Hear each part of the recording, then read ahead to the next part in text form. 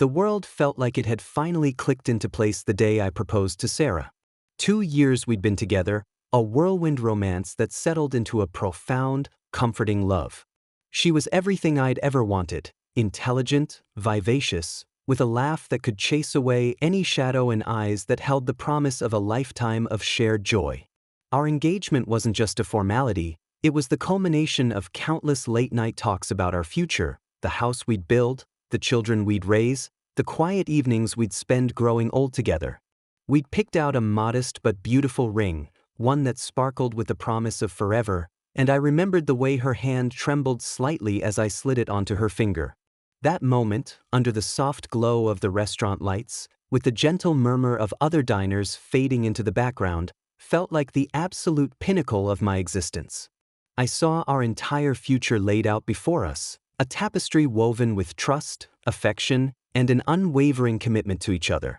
We were inseparable, or so I believed. Our families adored her, my friends welcomed her into their circle with open arms, and I felt an immense pride introducing her as my fiancée. Every conversation, every decision, every dream was now colored by the vibrant hue of our shared future. We talked about wedding venues, guest lists, even the kind of flowers she wanted, small, intimate details that cemented the reality of our impending union. I was living in a state of blissful anticipation, utterly convinced that I had found my soulmate, the one person who understood me completely and would stand by me through thick and thin. The foundation of our relationship, I thought, was built on an unshakable bedrock of honesty and mutual respect. I trusted her implicitly, never once questioning her loyalty or her love.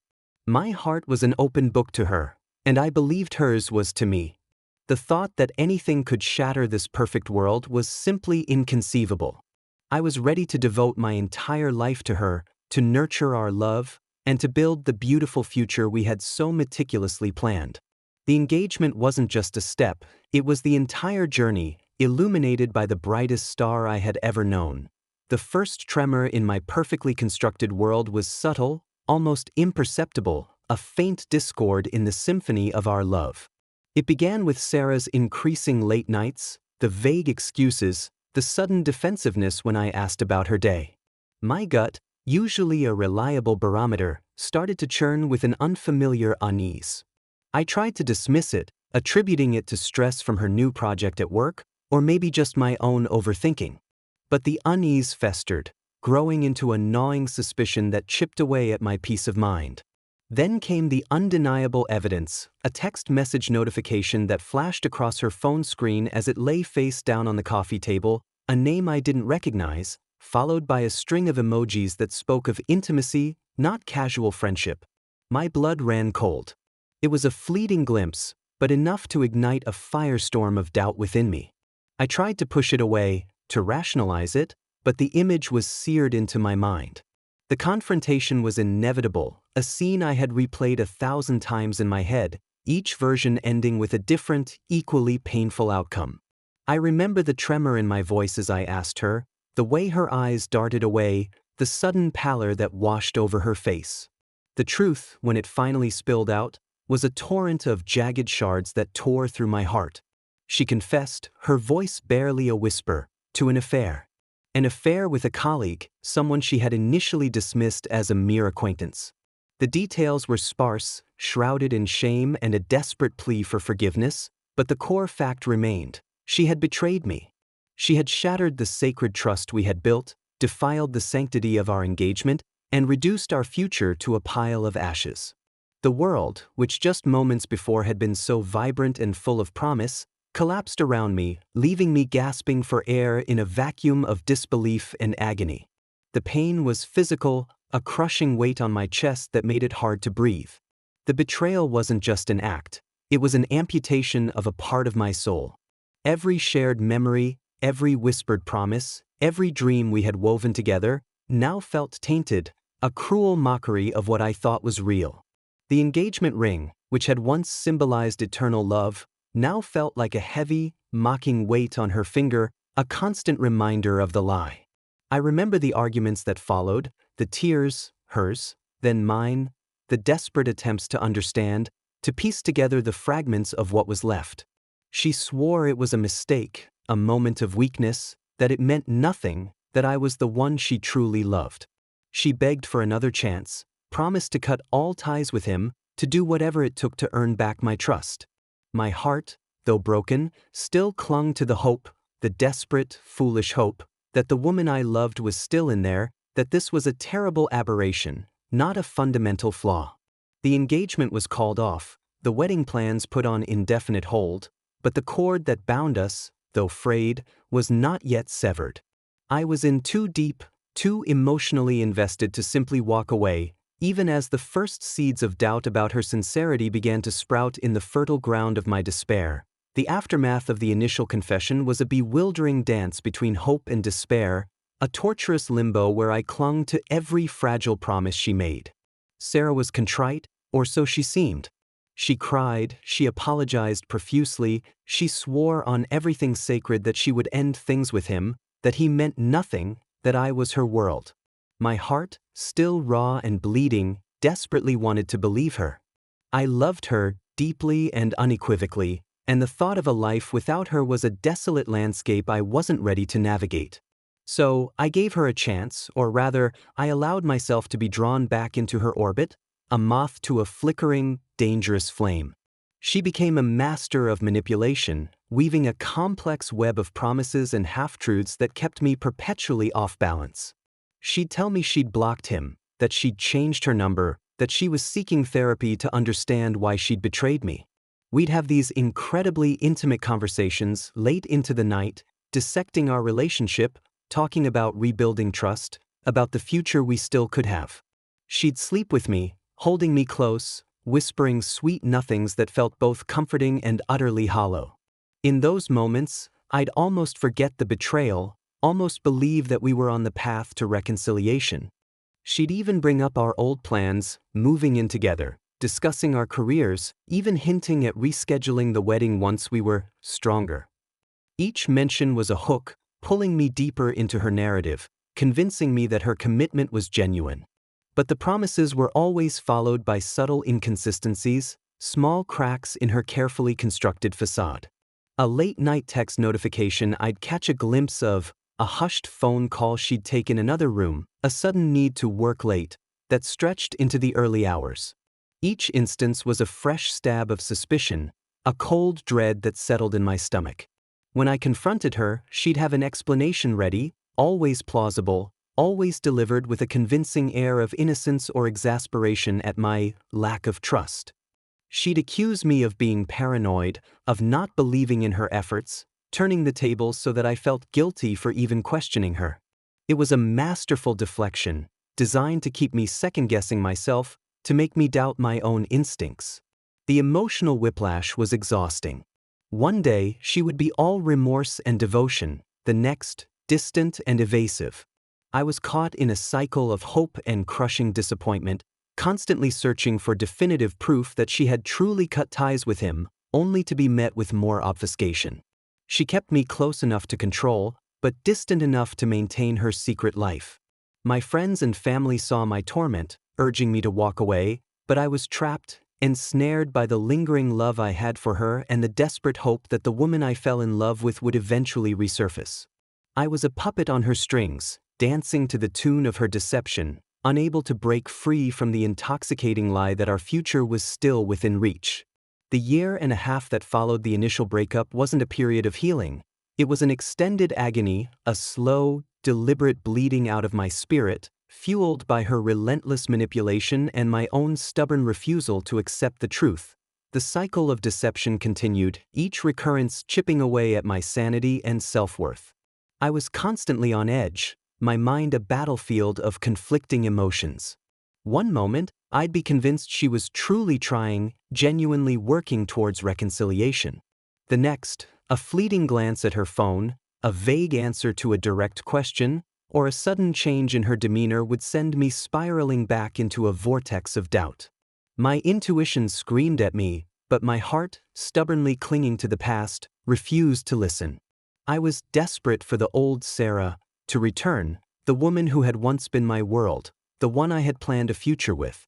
I believed, foolishly, that if I just loved her enough, if I was patient enough, She would eventually see the error of her ways and fully commit to me. The lies became more elaborate, more intricate. She'd invent scenarios, create alibis, and even feign emotional breakdowns to deflect my suspicions. I remember one instance where I found a receipt for a restaurant I knew she'd visited with him. When I confronted her, she burst into tears, claiming it was a work dinner, that her boss had invited him along, and that she felt uncomfortable but couldn't leave without causing a scene. Her performance was so convincing, so laced with apparent distress, that I found myself apologizing for doubting her, even though a part of me knew it was a fabrication. She was a master actress, capable of conjuring tears and feigned hurt on command, always turning the tables to make me feel like the aggressor, the one who was being unreasonable or untrusting. The emotional toll was immense. I became withdrawn, constantly exhausted, and haunted by a pervasive sense of unease. My friends, seeing my deterioration, grew increasingly frustrated. They'd tell me plainly that she was playing me, that I deserved better, that I needed to walk away. I'd nod, agreeing in principle, but the emotional inertia was too strong. I was addicted to the intermittent reinforcement, the rare moments of genuine connection she offered, which were just enough to keep me hooked, to keep me believing that the real relationship was just around the corner. She'd talk about quitting her job, moving to a new city with me, starting fresh, grand gestures that felt like a lifeline in my drowning world. These discussions were incredibly potent, painting vivid pictures of a future that felt tangible, yet always remained just out of reach. The other man, the constant shadow in our lives, remained a phantom presence. She never spoke his name, always referring to him vaguely as that situation or my mistake. She promised to cut ties, to block him, to sever all communication. Each time, I wanted to believe her, wanted to believe that this time, she was telling the truth. But then, a subtle sign would emerge, a late-night text, a hushed phone call, a sudden change in plans, and the fragile peace I had built would shatter once more. I was living in a perpetual state of anxiety, constantly searching for confirmation of her fidelity, only to be met with more deceit. The manipulation was relentless, a slow, methodical dismantling of my trust and my spirit, leaving me a shadow of my former self, desperately clinging to a love that was, in reality, nothing more than a carefully constructed illusion. The cycle of hope and despair continued its relentless grind, each rotation leaving me more emotionally scarred and bewildered. I was a prisoner in a gilded cage of her making, constantly oscillating between moments of fragile optimism and crushing realization. She had perfected the art of the emotional pendulum, swinging me from the heights of believing in our future to the depths of despair over her continued deception. My own self-worth was eroding, replaced by a gnawing self-doubt. Why couldn't I just walk away? Why did I keep falling for her promises? Was I truly so weak, so desperate for her love, that I would endure this endless torment? The physical intimacy, once a source of deep connection, became another tool in her arsenal of manipulation. After a particularly intense argument about her evasiveness, or after I'd unearthed another subtle clue of her continued contact with him, she would often initiate intimacy. It was a powerful, confusing bomb. In those moments, wrapped in her arms, feeling her close, the world outside would fade, and I would almost believe that everything was okay, that her love for me was real, and that the other man was truly a ghost of the past. She would whisper sweet nothings, talk about our future, and these intimate moments would reset my resolve, making me forget the previous hours of doubt and suspicion. It was a potent drug, designed to keep me hooked, to blur the lines between truth and lie, making it impossible for me to fully detach. But the clarity would always return, often in the quiet hours of the night, when I lay awake beside her, her breathing even and calm, while my mind raced with unanswered questions. The inconsistencies were too glaring, the evasions too frequent. I started to notice patterns. She'd be particularly affectionate and reassuring right before a period of unexplained absence, or after I'd voiced a strong suspicion. It was a classic manipulation tactic, a push-pull dynamic designed to keep me off balance, to ensure I never felt secure enough to leave, nor certain enough to truly confront her with irrefutable proof. My friends, once sympathetic, grew increasingly exasperated. They saw the toll it was taking on me. The weight loss, the dark circles under my eyes, the constant anxiety that vibrated beneath my skin. They tried to stage interventions, to shake me out of my stupor. "She's playing you, man," they'd say, their voices filled with a mixture of concern and frustration. "You deserve so much better than this." I knew they were right intellectually, but emotionally, I was paralyzed. The thought of completely severing ties, of admitting that the last 2 years of my life, and the year and a half of agonizing limbo, had been a lie, was too overwhelming. I was caught in a psychological trap, unable to move forward, unable to move back, constantly hoping that the next promise, the next declaration of love, would be the one that finally stuck. The truth was, I was losing myself in her deception, becoming a shadow of the man I once was, all for the ghost of a relationship that had died long ago. The year and a half following the initial breakup wasn't just a period of emotional torture. It was a slow, agonizing erosion of my identity. I had always prided myself on being a rational, clear-headed individual, but Sarah's relentless manipulation had chipped away at my self-perception, leaving me feeling foolish, weak, and utterly lost. My once vibrant personality dimmed. I stopped pursuing hobbies, neglected friendships, and my work performance suffered. Every decision, every thought, was filtered through the lens of our tumultuous non-relationship. I was constantly analyzing her words, her gestures, searching for hidden meanings, for the definitive sign that she was finally being honest, or, conversely, for the irrefutable proof of her continued deceit. The emotional energy required to navigate this labyrinth of lies was immense. I felt like a detective in my own life, constantly piecing together fragments of information, trying to make sense of a narrative that was designed to be nonsensical.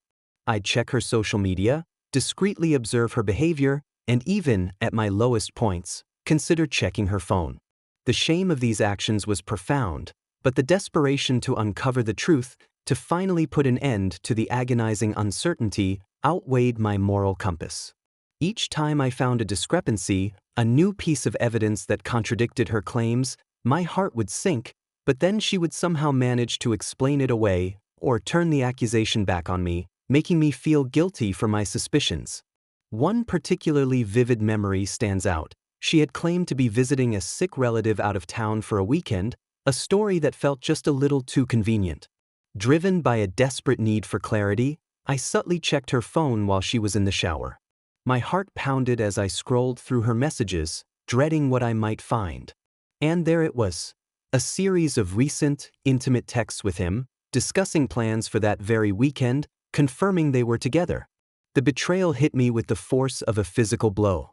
I felt sick to my stomach, my hands trembling as I put the phone back, feigning ignorance. When she emerged, smiling, talking about her sick aunt, I had to bite my tongue to keep from screaming. Instead, I just nodded, a hollow ache in my chest, realizing the depth of her deception, but still, inexplicably, unable to break free. The realization that she was not only lying but actively constructing elaborate falsehoods to maintain her double life was soul-crushing. It wasn't just a mistake, it was a calculated, ongoing act of betrayal. Yet, even with this undeniable proof, I found myself paralyzed. The thought of confronting her again, of enduring another round of her tears and false promises, or worse, her anger and accusations, was too much to bear. I was caught in a toxic dance, a victim of her manipulation, but also, in a way, a willing participant in my own suffering, unable to sever the ties that bound me to her. The hope, however faint, that she would eventually choose me, truly choose me, was a powerful, insidious force that kept me tethered to her destructive orbit. I was losing myself, piece by painful piece, in the wreckage of a love that had long since died, replaced by a twisted game of deceit. The culmination of this torturous period arrived not with a bang, but with a whimper, a final, insidious act of manipulation that pushed me to the brink. After nearly 2 years of this emotional roller coaster, Sarah announced she was moving. Not just to another part of the city, but to a different state entirely, a significant distance away. Her explanation was a mix of career opportunities and a need for a fresh start, a chance to truly heal and figure things out without the lingering presence of her past mistakes. She painted it as a necessary step for her growth, but also, subtly, for our potential future. She implied that this physical distance would finally allow her to truly sever ties with the other man, to gain perspective, and to eventually, hopefully, return to me with a clear heart and mind. I remember the conversation vividly. She looked genuinely sad, her eyes glistening with what I desperately wanted to believe were tears of regret and longing for a future with me. She spoke of how hard it would be to be apart, but how essential it was for her to truly process everything. She even suggested we could visit each other, that this wasn't an end, but a temporary pause, a necessary period of individual growth before we could reunite, stronger and more committed than ever. My heart, though weary, still clung to this thread of hope. It felt like a final, desperate gamble. If she was truly moving away to escape him, to finally choose me, then perhaps all this suffering would not have been in vain. I was exhausted, depleted, but the promise of a clear, unburdened future with her was a siren song I couldn't resist. So I helped her pack. I watched her load her belongings into a moving truck, a hollow ache in my chest. We shared a tearful goodbye, filled with promises of phone calls, video chats, and future visits. She hugged me tightly, whispering that she loved me and that she'd be back for me. As I watched the truck disappear down the street, a strange mix of relief and profound sadness washed over me. Relief that the constant, immediate tension of her double life would be gone, and sadness for the uncertainty of our future and for the years we had lost to her deceit. I told myself this was it, the turning point. This was her finally choosing me, finally cutting ties. I wanted to believe it so badly that I pushed down the lingering doubts, the small voice in my head that whispered, "What if this is just another lie?" For a few weeks, there was a semblance of peace. Our calls were less frequent, but she sounded calmer, more resolved.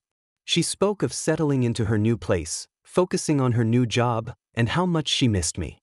I started to breathe again, to imagine a future where the constant anxiety was finally gone.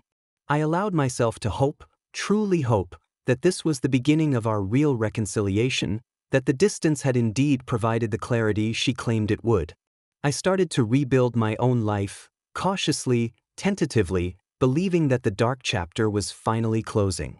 But the peace was a fragile illusion, a cruel calm before the storm that was about to break, a storm that would reveal the true, horrifying extent of her betrayal and shatter my world irrevocably. The fragile peace I had found after Sarah's departure was short-lived, a cruel trick of the light designed to lull me into a false sense of security. I had started to believe her, to genuinely hope that the distance would indeed bring clarity and an end to her deceit. I was slowly, painstakingly, beginning to pick up the pieces of my life, allowing myself to dream of a future that was no longer clouded by constant suspicion. But the universe, it seemed, had a final, devastating blow reserved for me, one that would expose the full, horrifying depth of her betrayal. It happened innocently enough, or so it seemed at first. I was scrolling through social media, a habit I had tried to break but occasionally succumbed to, when a mutual acquaintance's post caught my eye. It was a photo, a group shot from what looked like a recent gathering. My breath hitched in my throat. There, in the background, unmistakable, was Sarah. And right beside her, his arm casually around her waist, was him. The man she had sworn she had left, the man she had promised to cut ties with, the man she had used as the very reason for her fresh start move. My heart hammered against my ribs, a frantic drumbeat of disbelief and dawning horror. It was impossible. She was supposed to be states away, building a new life, healing. But there they were, together, smiling, looking entirely too comfortable. My mind raced, trying to find an explanation, a rationalization. Maybe it was an old photo? Maybe they just happened to be at the same event, a coincidence? But the date on the post was recent, just days old. And the way they stood, the subtle intimacy of their posture, screamed otherwise. I zoomed in on the photo, my hands trembling. And then I saw it. On her left hand, sparkling unmistakably, was a ring. Not the engagement ring I had given her, but a new one. A different one. My vision blurred, and the blood drained from my face. It was a diamond, prominent and undeniable. My mind struggled to process what I was seeing, refusing to accept the implications. But the truth, cold and brutal, began to solidify in my mind. Driven by a desperate, morbid curiosity, I clicked on the acquaintance's profile, then on hers, then on his. It was a rabbit hole of agonizing discovery. There were more photos, not just of them together, but of them looking undeniably like a couple. And then, the ultimate gut punch, a public announcement on his profile, dated just a few weeks prior. It was a celebratory post, announcing their engagement. Their engagement. To each other. The man she had sworn she had left, the man she had used as an excuse for her move, was now her fiancé. The fresh start she had spoken of was not about healing or choosing me. It was about openly embracing the very relationship she had spent a year and a half denying and hiding. The world tilted on its axis. The air left my lungs. Every lie, every tear, every promise she had ever made to me crashed down. A tidal wave of betrayal that threatened to drown me. The move, the tearful goodbye, the talk of our future, it had all been a meticulously crafted lie, a final, cruel manipulation to ensure a clean break for her, while I was left to pick up the pieces of a life utterly shattered by her deceit. The pain was beyond anything I had ever experienced, a raw, primal scream trapped in my chest. I had been played not just for a few months, but for years. The woman I loved, the woman I had been willing to wait for, had been living a double life, stringing me along while planning her future with another man. The realization was a bitter, searing brand on my soul, leaving me utterly broken and consumed by a cold, burning rage. The revelation of their engagement struck me with the force of a physical blow, leaving me gasping for air in a vacuum of disbelief and agony. It wasn't just the fact of the engagement, it was the sheer, breathtaking audacity of the lie, the depth of the deception that had spanned years. Every whispered promise, every intimate moment, every tearful apology she had offered now felt like a cruel mockery, a carefully orchestrated performance designed to keep me tethered while she built a life with another man. The fresh start she had so convincingly articulated, the healing she claimed to need, the very act of moving away, it was all a meticulously crafted charade, a final, brutal manipulation to ensure her escape while I was left to grapple with the wreckage. I stared at the screen, the celebratory posts mocking me with their saccharine happiness. Their smiling faces, his arm around her, the sparkling ring. It was a tableau of my deepest fears realized, a testament to her unparalleled capacity for deceit. The anger, hot and searing, began to rise within me, quickly eclipsing the initial shock and despair. It wasn't just a betrayal, it was a profound disrespect, a calculated obliteration of my trust and my very sense of reality. She hadn't just cheated, she had systematically dismantled my world, piece by agonizing piece, while I stood by, foolishly believing in her redemption. The memories flooded back, each one a fresh stab of pain. The late-night calls where she swore she was alone, the work emergencies that kept her out until dawn, the times she'd sleep with me while secretly maintaining her relationship with him. My mind replayed conversations, searching for clues I had missed, for the subtle tells that would have exposed her earlier. The self-recrimination was almost as painful as the betrayal itself. How could I have been so blind? So naive? So utterly foolish to have fallen for her elaborate charade for so long? The rage solidified into a cold, hard knot in my stomach. This wasn't just about my broken heart anymore. This was about justice. About exposing the truth. She had not only destroyed my life but had done so with such callous disregard, such calculated cruelty, that she deserved to be unmasked. She had walked away, seemingly scot-free, to embark on a new life built on a foundation of lies, leaving me to suffer in silence. The thought of her living happily ever after with the very man she had initially betrayed me with, while I was left to pick up the pieces of my shattered existence, was unbearable. A new resolve began to harden within me. I knew their full identities. I knew the timeline of her deceit. I had been privy to her lies, her manipulations, her double life. And now, armed with the undeniable proof of her engagement to him, The pieces of her elaborate puzzle clicked into place, revealing the full, horrifying picture. The pain was still there, a constant throb, but beneath it, a fierce determination began to burn. She had played me for a fool, but I wouldn't let her get away with it. The time for silent suffering was over. The time for exposure, for truth, had arrived. My focus shifted from internal agony to external action. The need for revenge, for a public reckoning, became an all-consuming fire. The initial shock and raw agony slowly began to morph into a simmering, potent anger. It wasn't a wild, uncontrolled rage, but a cold, calculated fury that settled deep in my bones. The feeling of being utterly played, of having my emotions and trust so thoroughly exploited, was a poison that demanded an antidote. I had spent nearly 2 years of my life, and over a year and a half in a torturous limbo, believing in a ghost, hoping for a future that was, in reality, being built by her with another man. The sheer audacity of her deception, the way she had so casually discarded my feelings and our shared history, was an insult that transcended mere heartbreak. My mind, once clouded by love and desperate hope, now worked with a chilling clarity. I started to meticulously piece together the timeline, correlating her lies with the public evidence of her relationship with him. Every sick relative visit, every work trip, every need for space, now clicked into place, revealing a pattern of calculated deceit.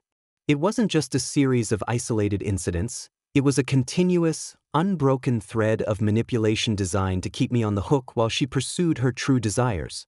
The realization that she had been living a complete double life, maintaining intimate relationships with both of us simultaneously, was sickening. The thought of her celebrating her engagement, basking in the joy of a new beginning, while I was left to contend with the wreckage of her lies, was unbearable. She had moved away, not to heal or to choose me, but to seamlessly transition into her new life, leaving me to suffer in silence. This wasn't just about her cheating. It was about the psychological torture, the emotional gaslighting, the systematic dismantling of my reality. She had stolen years of my life, my emotional well-being, and my trust, and she had done so with a smile and a convincing performance of remorse. The idea of simply walking away, of letting her get away with it, became intolerable. The pain was too deep, the betrayal too profound. I felt a moral imperative not just for myself, but for anyone else she might potentially deceive. This wasn't just about personal revenge, it was about exposing a pattern of destructive behavior, about holding her accountable for the profound damage she had inflicted. The desire for justice, for a public reckoning, began to consume me. I started to think about the logistics. I knew their full names, their workplaces, the city they were now in. I had screenshots of their public engagement announcement, and I had countless memories, conversations, and even some subtle pieces of evidence from our time together that would paint a damning picture of her deceit. The question was not if I would expose her, but how. I wanted it to be impactful, undeniable, and to reach the people who needed to know the truth. The thought of her future husband, blissfully unaware of the years of lies that had led her to him, fueled my resolve. He deserved to know the truth about the woman he was about to marry, just as her friends and family deserved to know the true character of the person they celebrated. The burning desire for exposure became my sole focus, a cold, hard purpose that finally gave direction to my pain. The days following the discovery were a blur of intense emotion and meticulous planning. The initial shock had given way to a chilling sense of purpose. I was no longer a victim, I was an architect of truth, driven by a profound need for justice. The raw pain was still there, a constant ache, but it was now channeled into a singular, focused objective: to expose Sarah's profound betrayal to the world, or at least to the people whose lives she had impacted, and those she was about to. My first step was to gather all the evidence I could. I scrolled back through old text messages, though many of the most damning ones had been deleted by her or me in moments of reconciliation. However, the sheer volume of our conversations, spanning years, would show the timeline of our relationship, the depth of our engagement, and the constant back and forth about our future even after the initial breakup. I found old photos of us together, happy and engaged, stark contrast to the recent images of her and her new fiancé. I reviewed my own social media, noting the dates of our engagement announcement, the well wishes from friends and family, all now feeling like a cruel joke. Crucially, I had the screenshots of their public engagement announcement. This was the undeniable proof, the smoking gun that tied her current reality to her past lies. I also had the mutual acquaintances post, which provided another layer of public confirmation. I started to compile a mental dossier, connecting the dots between her vague excuses, her sudden absences, and the public timeline of her relationship with him. The pieces fit together with horrifying precision, forming a narrative of calculated, long-term deceit. I considered various avenues for exposure. A direct confrontation with her? Too messy, too emotional, and she would undoubtedly deny everything or turn it back on me. Contacting her fiancé directly? Tempting, but I wanted the truth to come out in a way that couldn't be easily dismissed or hidden. I wanted it to be public, undeniable, and to serve as a warning. My thoughts turned to social media, the very platform that had revealed her betrayal. It offered anonymity, reach, and the potential for the truth to spread quickly. The idea of a long-form narrative began to form in my mind. Not just a simple post, but a detailed account, laid out chronologically, explaining the full extent of her manipulation. It would be a story, my story, told with the raw emotion and undeniable facts that would leave no room for doubt. I envisioned it as a cautionary tale, a testament to the destructive power of deceit, and a way to finally reclaim my narrative from her manipulative grasp. I spent hours drafting and redrafting, trying to find the right tone, not just angry, but hurt, betrayed, and ultimately determined. I wanted to convey the psychological toll, the years of emotional abuse, the way she had systematically chipped away at my sanity. This wasn't just about a cheating fiancé, it was about a master manipulator who had strung me along for nearly 2 years, all while building a life with another man. The exposure wouldn't just be for me, it would be for anyone who had ever been deceived, gaslit, or emotionally abused. It would be my final act of defiance, a way to reclaim my voice and ensure that her actions, and their devastating consequences, would not remain hidden in the shadows. The path forward was clear. I would tell my story in painstaking detail and let the truth speak for itself. The next few days were consumed by the meticulous crafting of my narrative. It wasn't just about recounting facts, it was about conveying the emotional landscape of those 2 agonizing years. I wanted the reader, or listener, to feel the slow creep of doubt, the desperate clinging to hope, the crushing blows of repeated betrayal, and finally, the searing pain of the ultimate revelation. This wasn't just a story, it was my catharsis, a way to process the trauma and reclaim my voice. I started at the beginning, painting a picture of the idyllic love story I thought I had. The excitement of the engagement, the dreams we shared, the absolute certainty I felt in our future. This would establish the baseline, the height from which I had fallen, making the subsequent betrayal all the more stark. I detailed her charm, her intelligence, the qualities that had drawn me to her and made her deception so incredibly effective. It was important to show why I had loved her, why I had believed her, to explain the depth of my vulnerability. Then came the unraveling. The first suspicions, the initial confession, the gut-wrenching pain. I focused on the immediate aftermath, the promises she made, the tears she shed, and my own desperate desire to believe her. This was the turning point, the moment I allowed myself to be drawn back into her orbit, a decision I would come to regret profoundly. I described the insidious nature of her manipulation, the way she would offer glimmers of hope, discussions about moving in, quitting jobs for our future, only to snatch them away with another lie or evasion. I highlighted the emotional whiplash, the constant state of anxiety I lived in, always searching for signs of truth or deception. I specifically detailed the instances where I caught her in lies, the subtle clues I picked up, and her masterful ability to deflect and gaslight me. The sick relative story, the hushed phone calls, the late-night texts, each piece of evidence, no matter how small, contributed to the larger tapestry of her deceit. I wanted to illustrate the psychological toll, how she made me doubt my own sanity, how I became a detective in my own life, constantly questioning my perceptions. It was crucial to convey that this wasn't a one-time mistake, but a prolonged, calculated campaign of emotional abuse. The narrative built towards the climax, her announcement of moving away, the tearful goodbye, and my foolish belief that this was her finally choosing me. I emphasized the hope I felt, the tentative steps I took towards rebuilding my life, only to have it all shattered by the shocking discovery of her engagement. This was the ultimate betrayal, the final, undeniable proof of her cold-hearted manipulation. I wanted the reader to feel the same gut punch I experienced upon seeing that social media post, to understand the magnitude of the lie. I meticulously reviewed every word, ensuring the tone was impactful without being overly dramatic. It was about truth, not sensationalism. The goal was to present the facts in a compelling, emotionally resonant way, allowing the story to speak for itself. This wasn't just a revenge plot, it was a testament to resilience, a warning, and a desperate plea for justice. I was ready to unleash my story, to pull back the curtain on her carefully constructed facade, and let the chips fall where they may. My narrative was complete, a weapon forged from my pain, ready to be deployed. With the narrative meticulously crafted and the evidence compiled, the next crucial step was deciding on the platform and the precise method of delivery. I wanted maximum impact, undeniable visibility, and a degree of permanence. A simple social media post felt too fleeting, easily buried or dismissed. I needed something more substantial, something that would resonate and be difficult to ignore. My thoughts kept returning to the idea of a long-form YouTube narration, exactly what I was now preparing.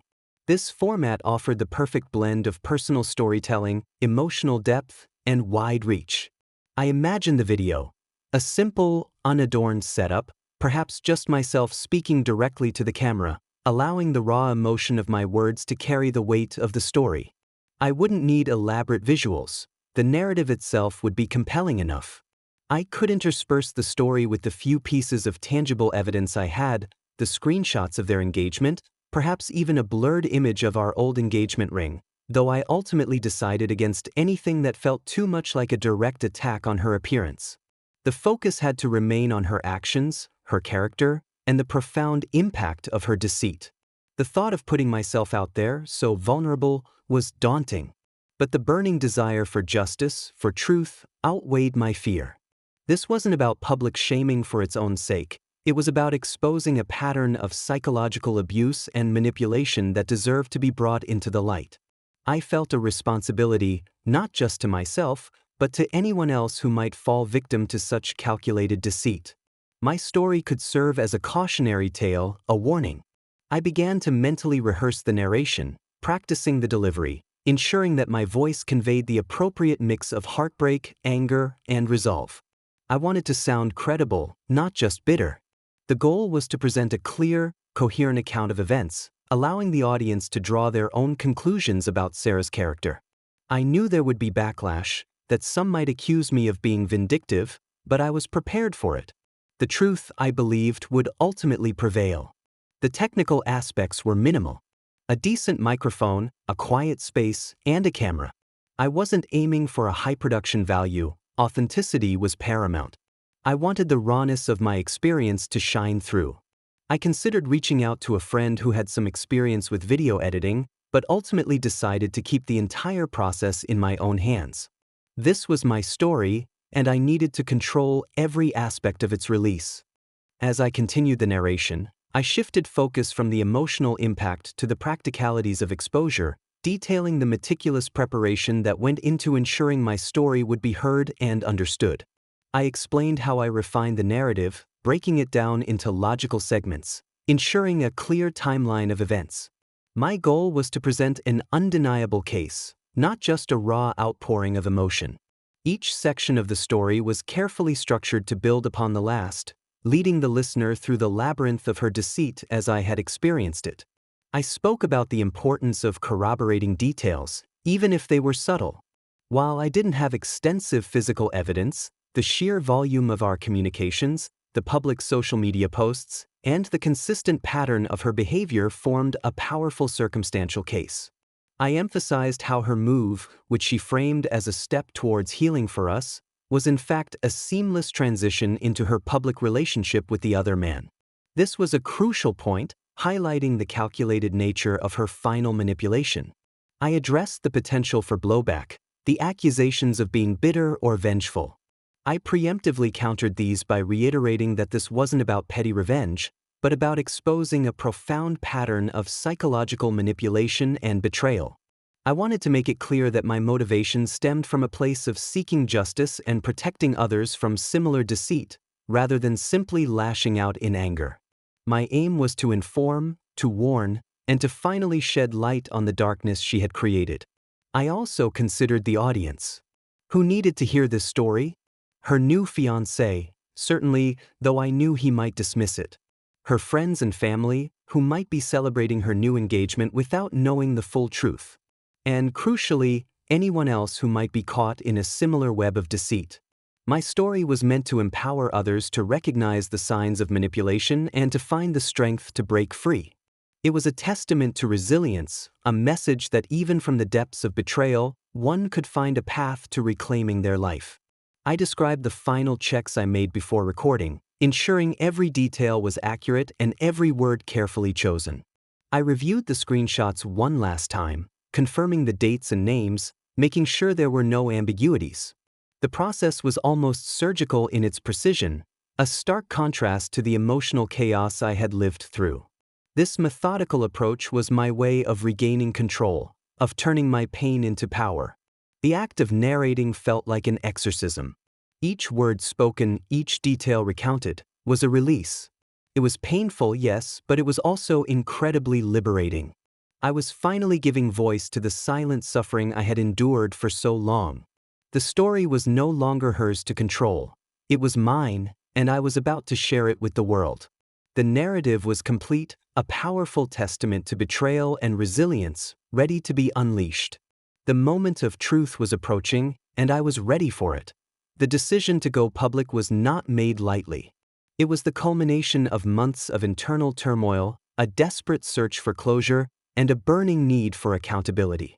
I understood the potential ramifications, the public scrutiny, the inevitable accusations. But the alternative, remaining silent, allowing her to continue her life unburdened by the truth of her actions, was simply intolerable.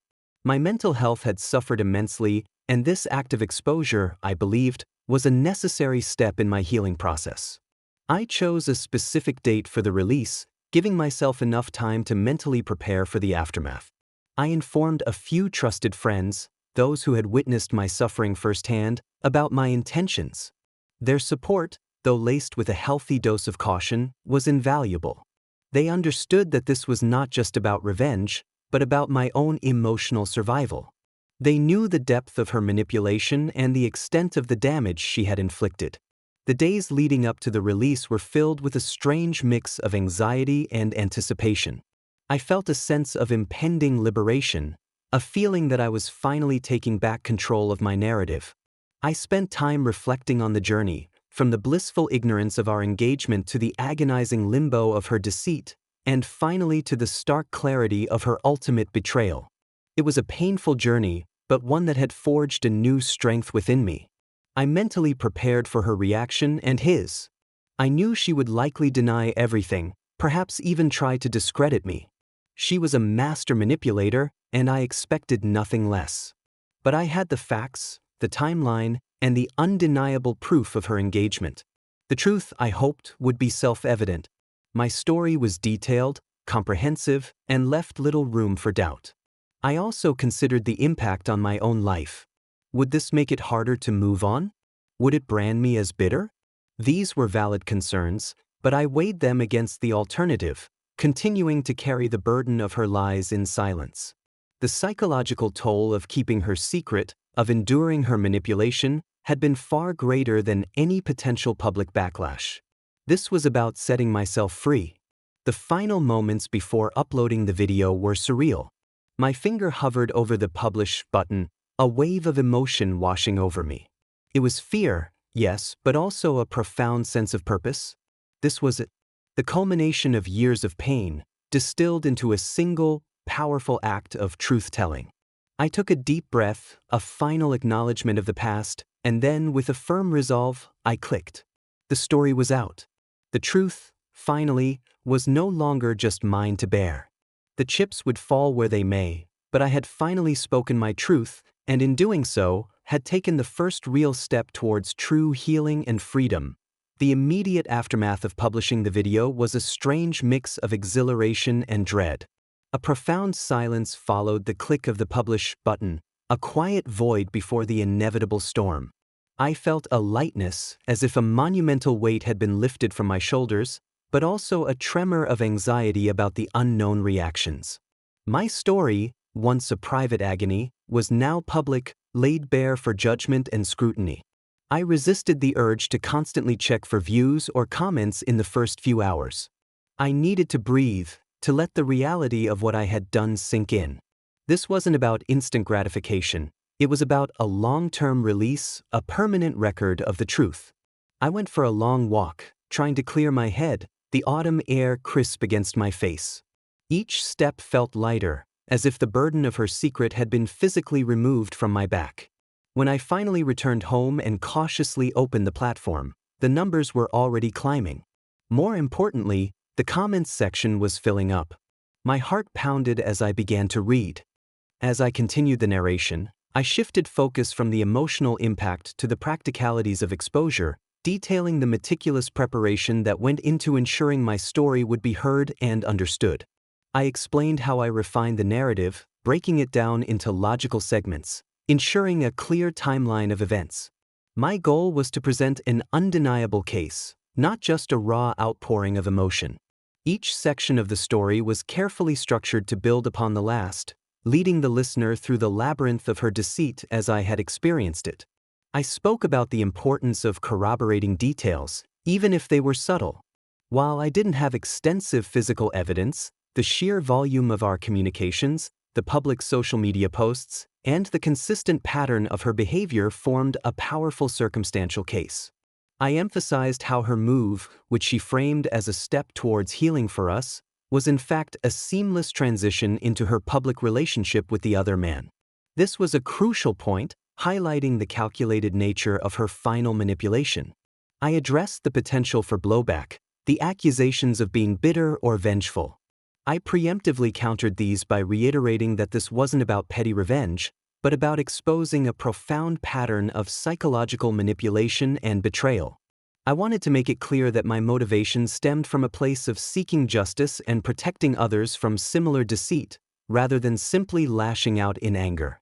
My aim was to inform, to warn, and to finally shed light on the darkness she had created.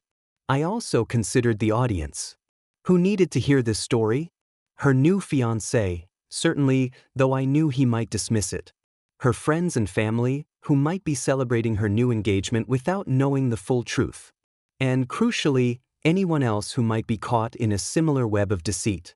My story was meant to empower others to recognize the signs of manipulation and to find the strength to break free.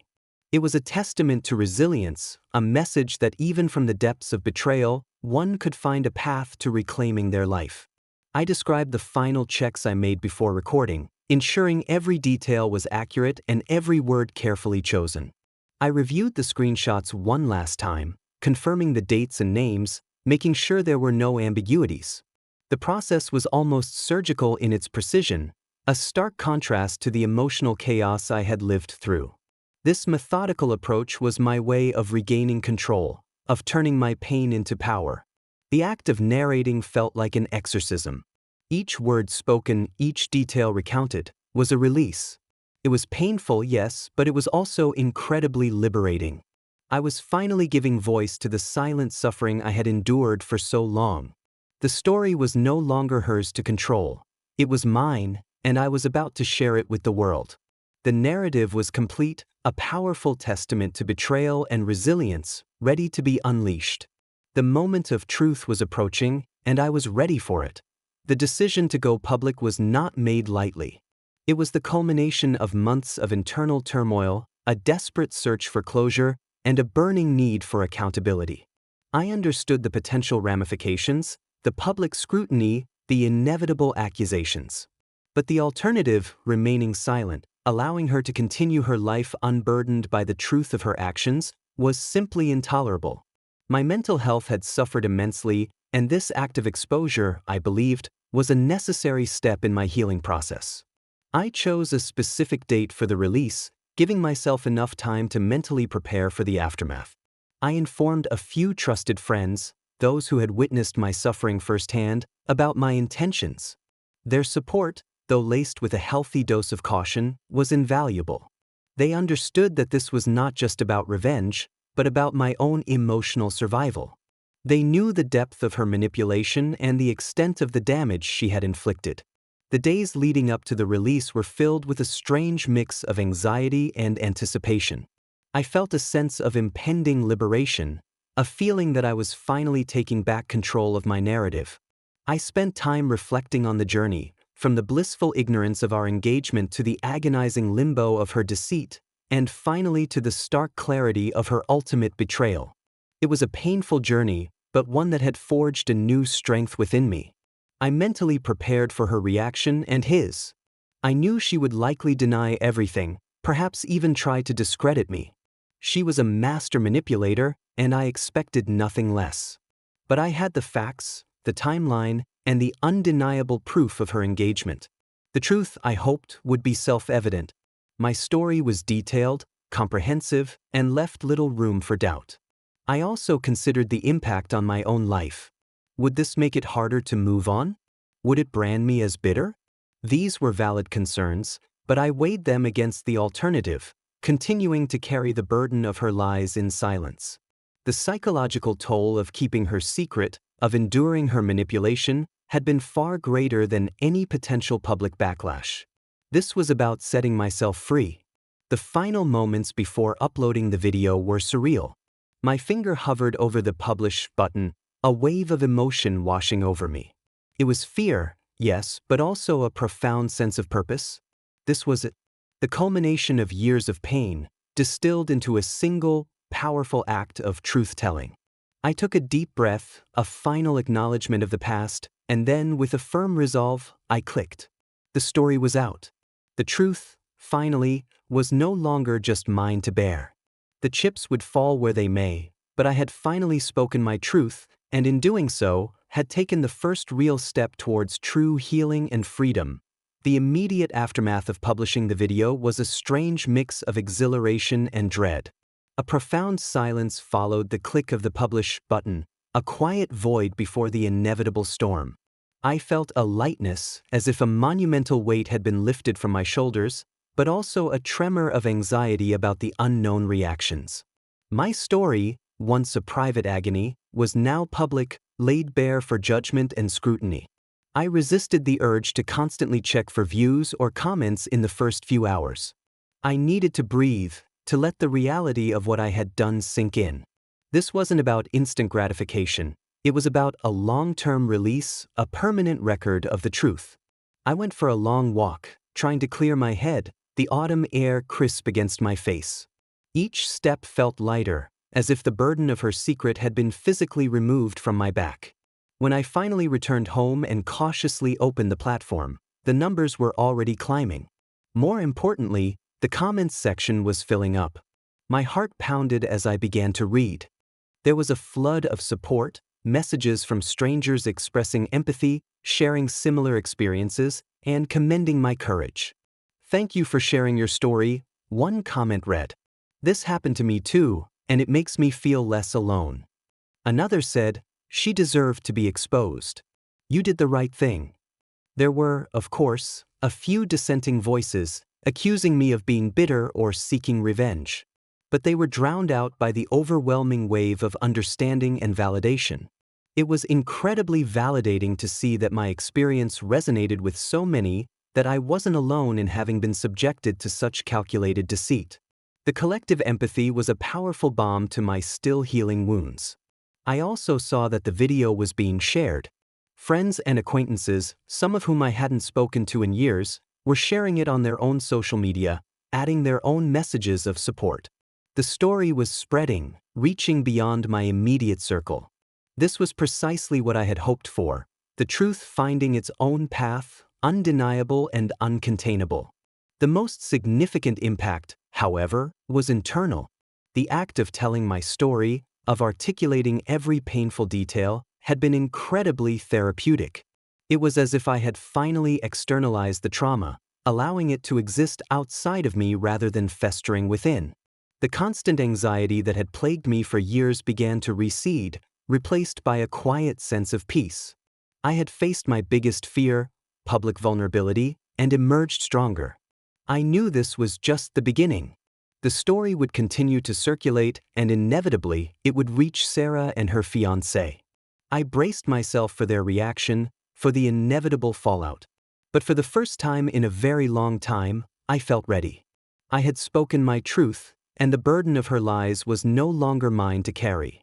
The path to healing, though long and arduous, had finally begun, marked by the powerful act of reclaiming my voice and exposing the profound betrayal that had nearly consumed me. The days that followed the video's release were a whirlwind of emotions and external reactions. The video continued to gain traction, accumulating views and comments at an astonishing rate. What started as a personal act of catharsis quickly transformed into something larger, a public forum for shared experiences of betrayal and manipulation. People from all walks of life were reaching out, offering solidarity, and sometimes even more detailed accounts of similar situations they had endured. I spent hours reading the comments, responding to messages, and absorbing the collective empathy. It was overwhelming in the best possible way. For so long, I had felt isolated in my pain, convinced that my situation was uniquely agonizing. Now, I saw that I was part of a larger community of survivors, all of whom had been touched by similar forms of deceit. This shared understanding was incredibly healing, chipping away at the lingering self-blame and shame that had clung to me. Inevitably, the story reached Sarah. I didn't receive a direct message from her, but I saw the subtle signs. Mutual friends, some of whom had been supportive of my video, suddenly went quiet. A few even deleted their shares, likely after being contacted by her. It was a classic Sarah move, trying to control the narrative, to silence the truth through indirect pressure. But it was too late. The story had already taken on a life of its own.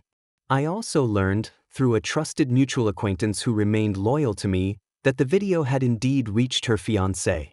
The details were sparse, but the acquaintance confirmed that he was aware and that it had caused significant turmoil. This was not about gloating, but about the profound sense of justice that washed over me. He deserved to know the truth about the woman he was about to marry, just as I had deserved to know about her double life.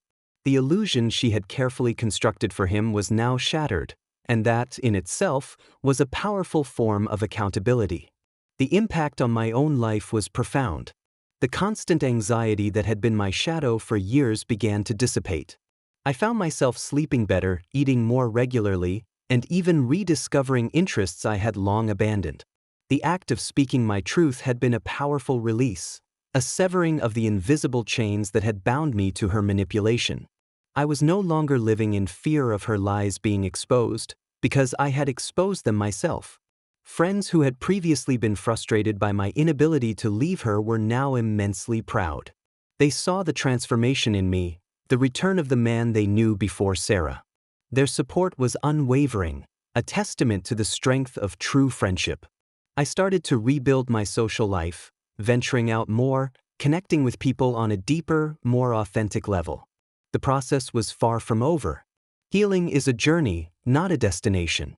But the public telling of my story had been a crucial turning point. It wasn't just about revenge, it was about reclaiming my dignity, finding my voice, and finally, truly beginning to move forward. The weight of her betrayal still lingered, a scar on my soul, but it no longer defined me. I was a survivor, and my story, now shared, was a beacon of truth in the darkness of her deceit. The weeks turned into months, and the initial surge of public attention on the video gradually subsided, but its impact lingered, both online and in my personal life. The comments section remained a testament to shared experiences, a digital support group for those who had endured similar betrayals. I occasionally revisited it, finding solace in the continued messages of empathy and validation. The video had become a permanent marker, a public record of what had transpired, and that in itself was a powerful form of closure. I heard whispers, through the grapevine of mutual acquaintances, about the fallout in Sarah's life. The details were vague, but the general consensus was that her engagement was, predictably, in turmoil. I didn't seek out these updates, nor did I revel in them. My goal was never to destroy her life, but to expose the truth. The consequences of her actions were her own to bear. The satisfaction I felt was not born of schadenfreude, but of a quiet sense of justice, a feeling that the universe had, in its own way, balanced the scales. My own healing journey accelerated. The constant hypervigilance that had defined my life for so long finally began to fade. I no longer felt the need to scrutinize every detail, to search for hidden meanings, or to brace myself for the next lie. The emotional energy I had previously expended on navigating her deceit was now redirected towards rebuilding my own life. I started exercising regularly, delving back into hobbies I had abandoned, and actively nurturing my friendships.